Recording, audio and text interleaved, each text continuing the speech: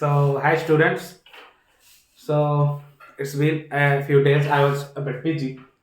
So, let us start today's class. We were learning about capacitance, and in today's class, we shall be learning about a bit more of capacitance because the capacitance topic is not over. I think it will take 2 to 3 classes more, or 2 to 3 lectures more. So, what shall we be studying today? It is going to be a short lecture. Okay, so don't worry much.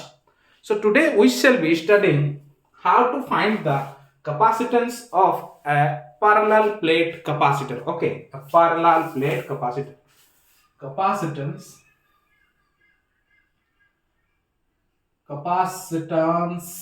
of a parallel plate capacitor.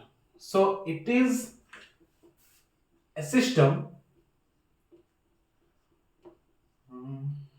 It is a parallel plate capacitor. Okay, so it is a capacitor, so or it is a system that consists of two parallel plates. Okay, two parallel plates aligned to each other parallelly. As we have studied that capacitance of a system also depends upon the alignment of those plates. Okay, the alignment of those plates. So what shall be we reading today? So this is your system. This is your system. You are just looking from that point of view. Okay, so these are some plates. These are some plates mean it has some area. Okay, these plates have some area. As we know from the definition of capacitance, we name this the left plate be A, the right plate be B. The left plate is positively charged. Okay, it is positively charged both sides, and plate B, the closer side of plate B, the closer side is this side, it is negatively charged due to induction. Due to induction, as we have studied, and it is earth connected. It is connected to earth. The right side is connected to earth, and that's why the positive charges are getting neutralized from the electrons that flow from earth. Okay, so they are aligned in a parallel fashion. You can actually observe from this point of view, or from this diagram you can actually see that they are oriented in a parallel fashion. So let d be the distance between those plates. Okay, let d be the distance between those plates, and earlier I mentioned you that these plates have some area. Let a be the common area, or the area of A and area of B are equal. Okay, let us consider that, or area, common area. Okay,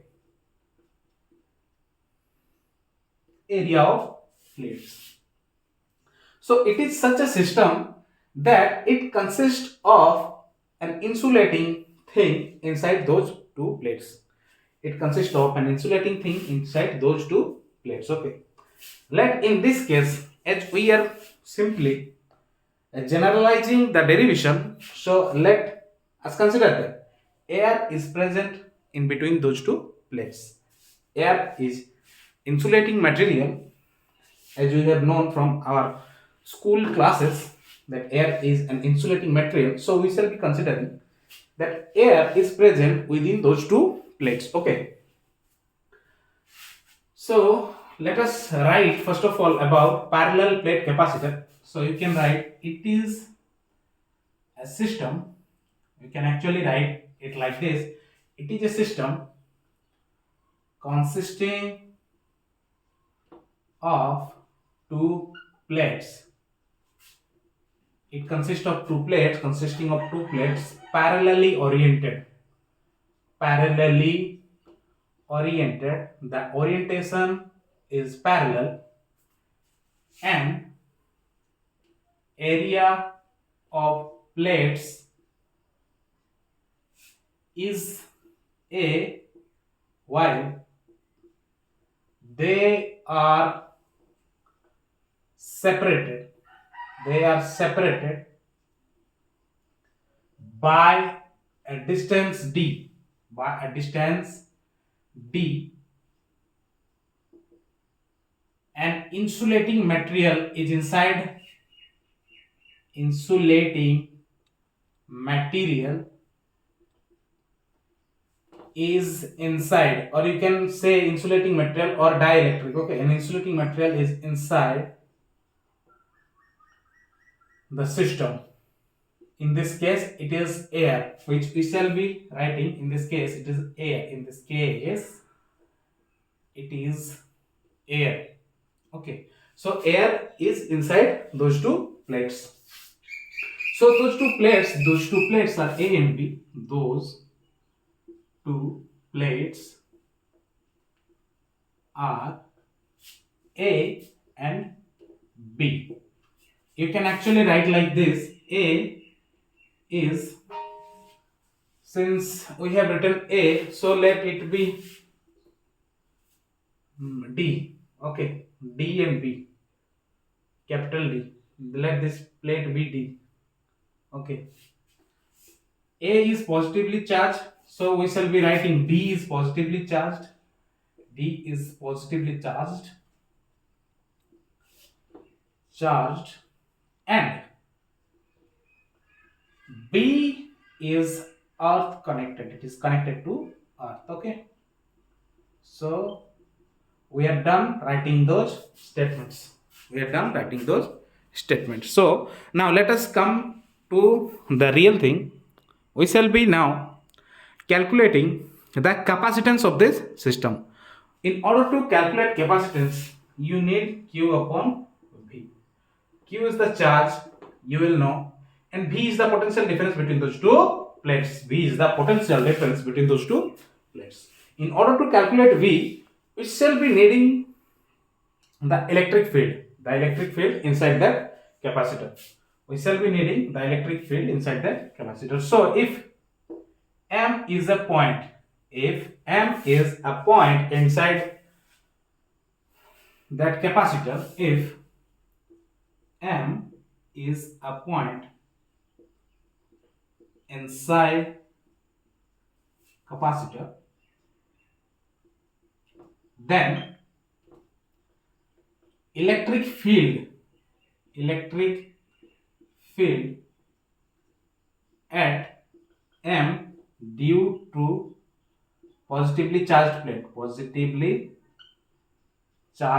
So there shall be electric fields at M due to this plate and that plate. Okay, due to positively charged plate.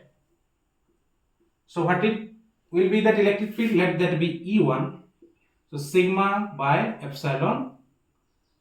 As you know, it is sigma by 2 epsilon naught. I assume that you have forgot these things. Okay, these things we have derived them from electric field. As we were studying electric field, at that point we were studying how to calculate the electric field of a charged plate at some distance. So for this plate it is E1 equal to sigma by 2 epsilon naught. Then what is sigma? Sigma is the surface charge density of that plate. Okay, and similarly we are going to, so we need to specify the direction of E1. Okay, it is to the right, since you can actually see that it is to the right. Okay, to the right, you can write like this, to the right. Since it is a positively charged plate, electric field lines are going to be like this. They are radially outward. Okay, they are outward actually. So E1, the direction of E1 is like this. And electric field at M due to negatively charged plate, you can actually calculate it the same way. Negatively charged plate, it is, let it be E2. It is also sigma by 2 epsilon. It is sigma by 2 epsilon naught. And since it is a negatively charged plate, the electric field is right into it. So E2 is also to the right. You can actually see that E1 and E2 are along the same direction. E1 and E2 along the same direction, and if you need to calculate the net electric field at M, you can actually add them algebraically. If you have E1 and E2, so E net or E net at M is equal to E1 plus E2 to the right. So you see that we have actually calculated it. So we write E net as E is equal to sigma by 2 epsilon naught plus sigma by 2 epsilon naught, which will give us sigma by epsilon naught.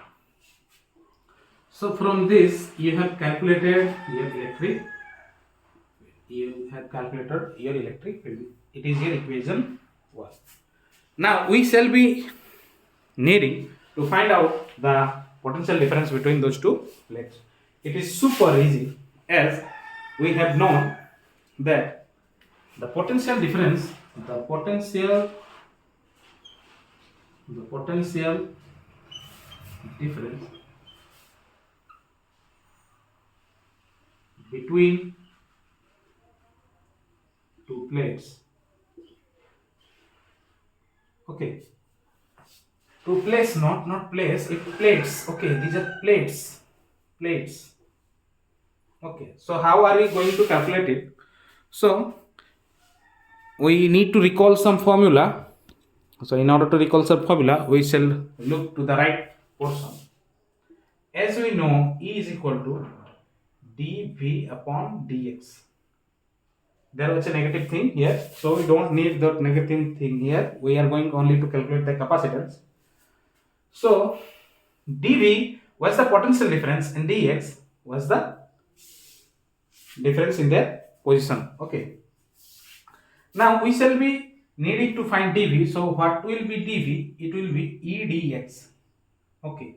It will be E dx. In this case, our dV is V. In this case, our E is E.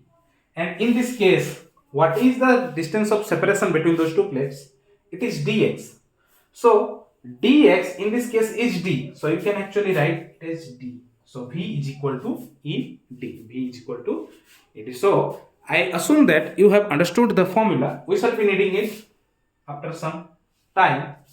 So what is that time? So I am going to rub all these things off. So you can actually take a screenshot, or if you are noting right with me, you won't be needing a screenshot. So let me just rub these things off.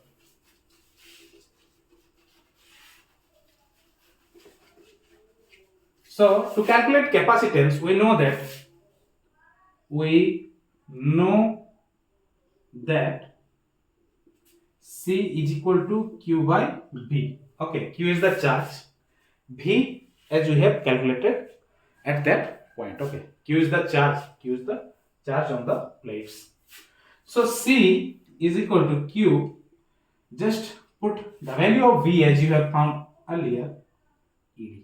Now C is equal to Q by, as you know, E, we have calculated E as sigma by epsilon naught. Sigma by epsilon naught, we have calculated it earlier. So in place of E, you are going to place sigma by epsilon naught into D. Okay, we have reached the formula. Now what we shall be doing, C is equal to epsilon naught Q by sigma D. Okay, it is a formula. We are still not at the final formula. So at this point, I shall be needing only this thing. I am rubbing all these things off. Epsilon naught Q. So C is equal to epsilon naught Q by sigma D. Okay. This is a formula, but we are still not at the direct formula. So what is the direct formula? As we know, sigma equal to surface charge density. Equal to surface charge density. So what is the formula for surface charge density? Sigma.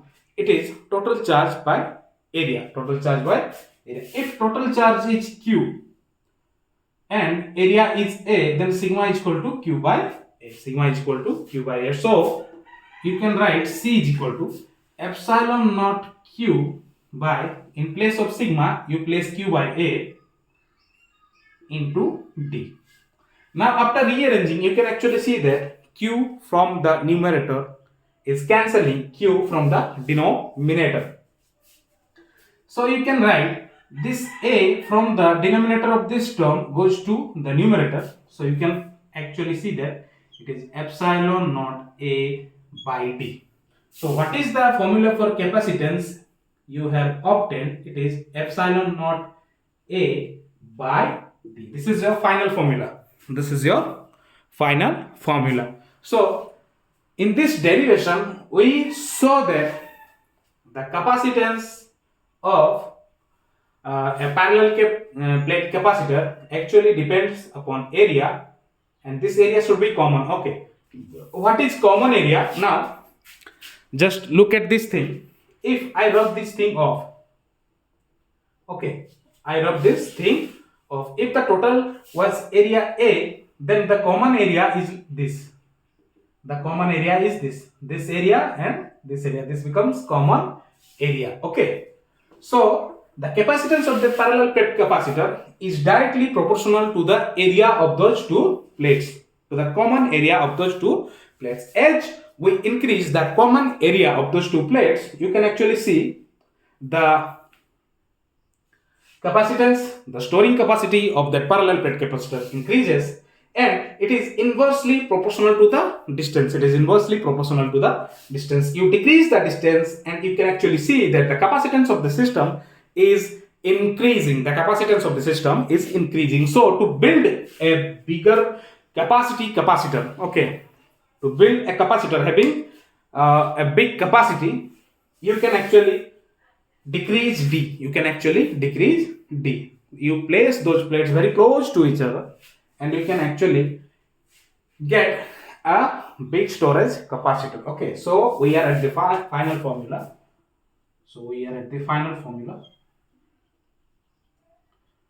But we are not finished yet because we haven't known the consequences. So I am rubbing these things off. These are not necessary now. So from our final formula, we have observed that C is equal to epsilon naught A by D. Okay. So C is directly proportional to common area. Okay. Not only area, common area. And C is inversely proportional to the distance of separation. Distance of separation. And in this case, we used air as the insulating material. Air as the insulating material inside those two plates. So what happens? What happens when we use anything else except air? What does this formula becomes when we replace air by any insulating material or any dielectric? Okay, so at that point, something will be multiplied to the formula. Something will be multiplied to the formula. So I am going to leave you a period of 10 seconds or 20 seconds for you to think that what are we going to multiply to that equation. Okay, so what are we going to multiply with that equation so that we get, or the formula becomes modified and we can easily use it for every dielectric material like air or any mica and or anything else. I am going to leave you a gap of 20 seconds.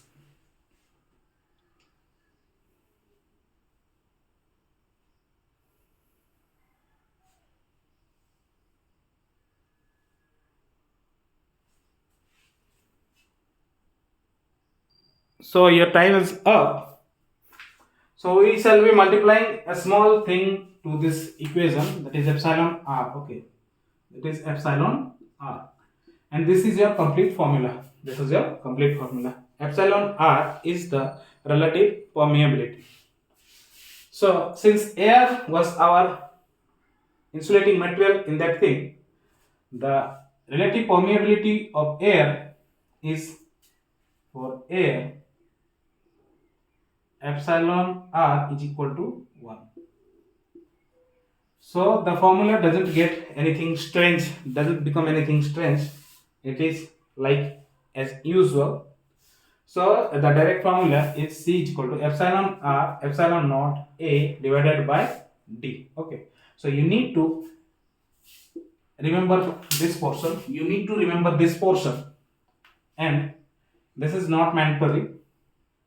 If it is given that a different material is used as the insulating material, so you have to remember this formula, and in that question I think that it will be given to you, the relative permeability will be given to you, okay, or the permeability of that material will be given to you in terms of epsilon r and epsilon naught, it will be noted, okay. So it is your main formula for this, for today's class. So C is equal to epsilon r epsilon naught A divided by D.